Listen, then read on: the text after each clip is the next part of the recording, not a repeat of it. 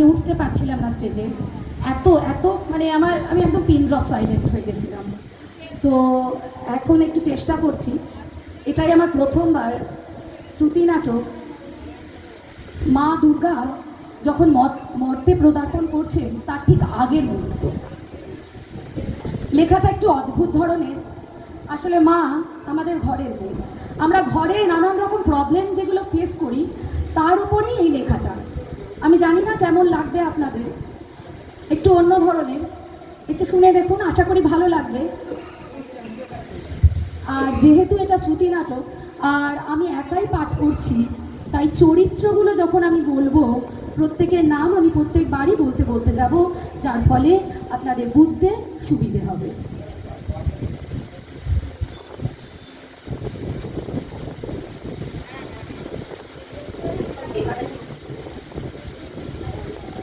Hello,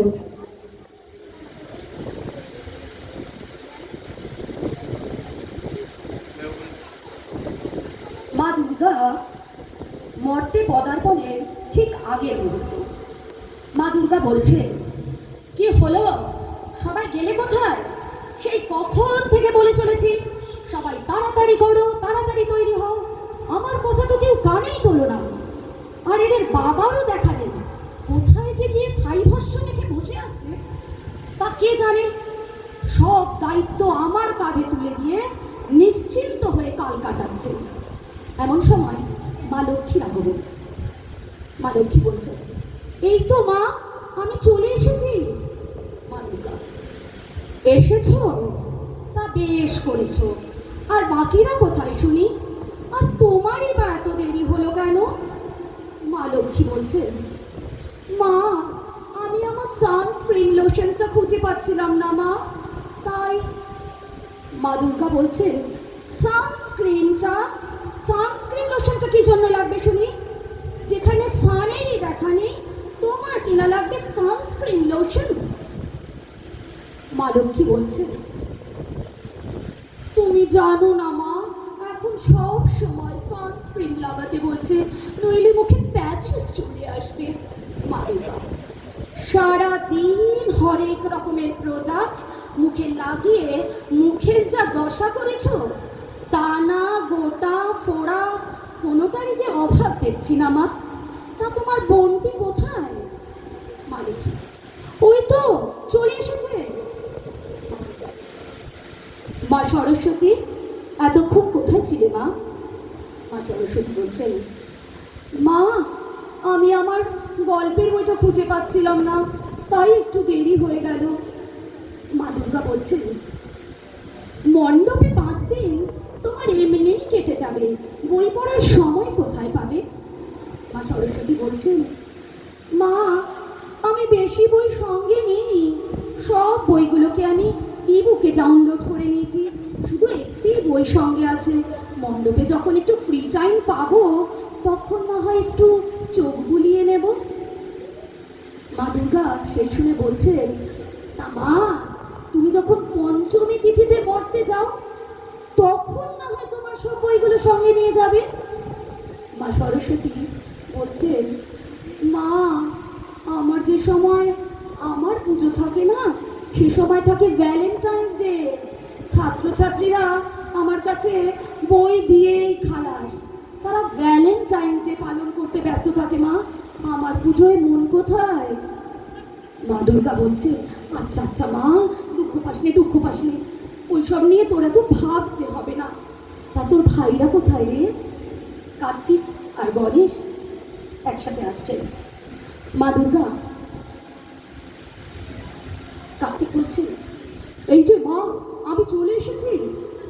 মা দুর্গা বলছে কার্তিককে দেখে, চুলে এটা কি ছাড় দিয়েছো বাবা কার্তিক? শোনো বাবা, ইঞ্জিনিয়ারিং এর 3rd সেমিস্টারের রেজাল্টটা মনে আছে তো? ওটা কিন্তু মোটেই ভালো হয়নি। কার্তিক বলছেন, হ্যাঁ মা মনে আছে, তাই জন্য একটু বিশ্বকর্মা স্যারের কাছে গিয়েছিলাম, তাই ফিরতে একটু দেরি হয়ে গেল। মা দুর্গা, বাবা গণেশ তুমি তৈরি তো? চলো এবার বেরোবো। গণেশ, হ্যাঁ মা আমি তৈরি, আমার গ্যাসের ওষুধটা খুঁজে পাচ্ছিলাম না বলে একটু দেরি হয়ে গেল। দুর্গা, গ্যাসের ওষুধ? গণেশ বলছেন, আসলে মর্তে এখন খুব জোম্যাটো, সুইগি, ডমিনোজ ঘুরছে, তাই একটু গ্যাসের ওষুধ নিয়ে নিলাম। মা দুর্গা বলছেন, আমি তোমাকে বারবার মানা করেছি ওই সব ছাইপাস তুমি খেও না, খেও না। তুমি তো আমার কোনো কথা শুনবে না। দেখেছো একবার নিজের চেহারাটা, কিভাবে ওবেস হয়ে পড়েছো তুমি। এবার তো ফ্যাটি লিভারে ধরা পড়বে। গণেশ দুঃখের সাথে বলছে, মা আমাদের এখানে তো পিৎজা, বার্গার সব কিচ্ছু পাওয়া যায় না মা। মরতে গেলে একটু চেখে দেখি মা, কি করে ছাড়ি বলো তো। এমন সময় ওষুধের আগমন। ওষুধ, মা আমি চলে এসেছি, তুমি তৈরি তো? হ্যাঁ প্রায়। তা তুমি তোমার ডিওডোরেন্টটা সঙ্গে নিয়েছো তো বাবা? আগের বার তুমি ওটা ভুলে গেছিলে। 5 দিন মণ্ডপে স্নান না করে তোমার যা দশা হয়েছিল, তার থেকেও খারাপ দশা হয়েছিল আমার। 10 হাতে 10 অস্ত্র, একটা হাতও আমার ফাঁকা ছিল না যা দিয়ে রুমালটা দিয়ে আমি আমার নাকটাকে ঢাকতে পারি। কি অসহ্য। মা মা মা আমায় ক্ষমা করবে, এইবার আর সেই ভুল হবে না মা, এবার আর সেই ভুল করিনি, আপনি কোনো চিন্তা করবেন না। মা দুর্গা, বাচ্চারা তোমরা তোমার বাবাকে দেখেছো? এমন সময় শিব ঠাকুর দরজার ধারে দাঁড়িয়ে। মা দুর্গা শিব ঠাকুরকে বলছেন, কোথায় গিয়েছিলে শুনি, বেরোনোর সময় হয়ে যাচ্ছে। শিব ঠাকুর, গিন্নি তোমার তো এবছর হস্তিতে গমন, কিন্তু মর্তের যা অবস্থা দেখছি, তাই জলহস্তি খুঁজতে গিয়েছিলাম। আর শোনো, ওডোমস ক্রিমটা সঙ্গে নিয়ে নিও, নইলে আবার ডেঙ্গুর চাষ এইখানেও হবে। মা দুর্গা, হ্যাঁ গো হ্যাঁ, আমি সব গুছিয়ে নিয়েছি, তুমি সাবধানে থেকো এই 4 দিন। এবার তবে রওনা হই। শিব ঠাকুর মাথা নেড়ে সম্মতি দিলেন। মা দুর্গা বলছেন, বাচ্চারা তোমরা সবাই তোমার বাবাকে প্রণাম করো। চলো তবে বাহনদের সঙ্গে নিয়ে রওনা দেওয়া যাক। বলো দুর্গাম্মাই